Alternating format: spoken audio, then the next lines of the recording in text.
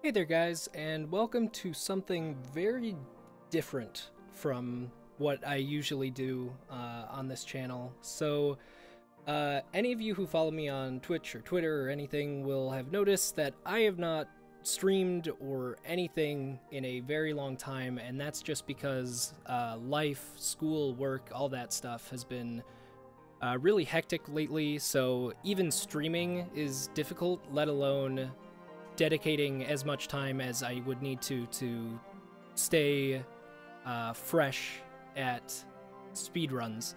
So speedrunning hasn't really been a thing for me too much lately.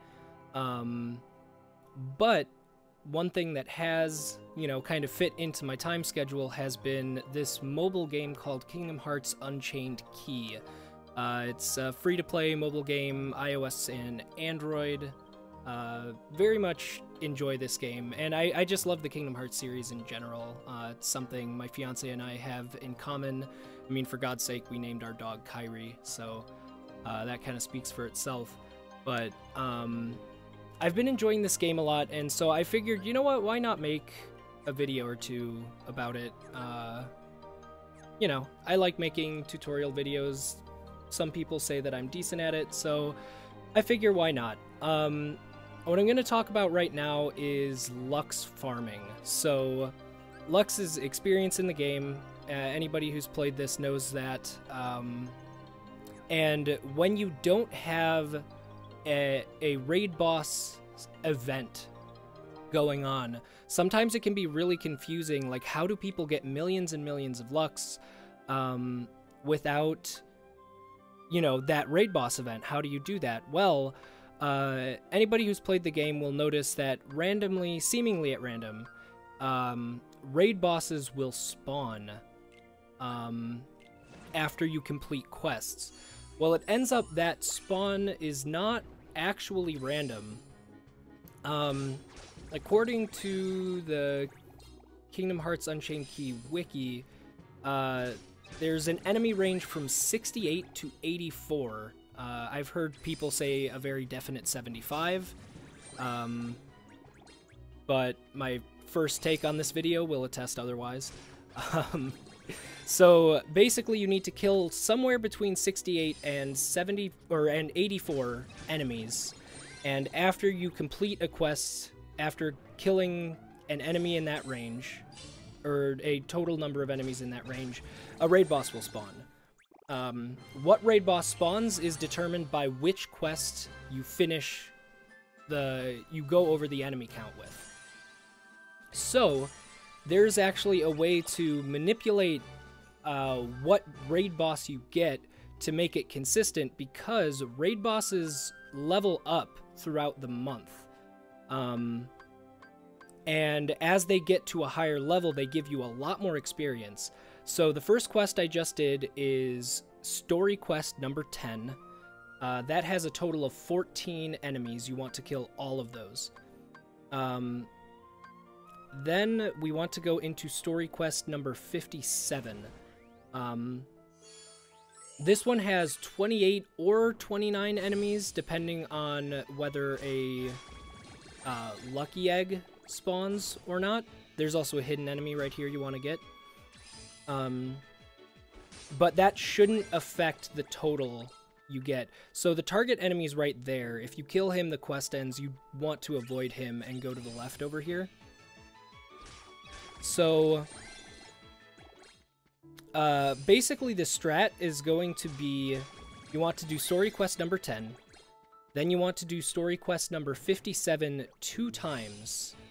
I've actually already done story quest number 57 one time before I started recording, because the order in which you do these quests doesn't really matter. You can do 10 then 57 twice, you can do 57 10 57, etc. The only thing that matters is the final quest you do, because that determines what the raid boss spawn is. So here's the target enemy, and there we go. So killed 28 enemies, and now, including the first run through of 57 that I did off screen, we are now at a total of 70 enemies. So, quest number 160 has 15 enemies in it. Come on, there we go. And also it's important to note that raid bosses spawn within a range of quests. So I think it's 131 to 160 is where Omega Behemoth spawns, but I started doing this method using quest 160, so that's kind of what I'm sticking with. So this quest has 15 enemies, and if you kill all of those, then you will end up at a total of 85 enemies killed. So it basically doesn't matter what range you have in terms of raid boss spawns, because you will end up at a total of 85 enemies, and the range is up to 84. So here we go. Now I kill this guy, and now a raid boss will spawn. Now it is important to note that Omega Behemoth is not a guaranteed spawn even with this method. You could do this method and get a regular behemoth spawn, which, you know, it happens. But regardless, you are guaranteed to get a raid boss to spawn, and that's still going to give you a lot more experience than anything else. So skip these cutscenes, and there we go. We have an Omega Behemoth. So there we go. It's the beginning of the month, so mine is very, very low level, as you can see. I ended last month with around like a level 75 Omega Behemoth or something. But,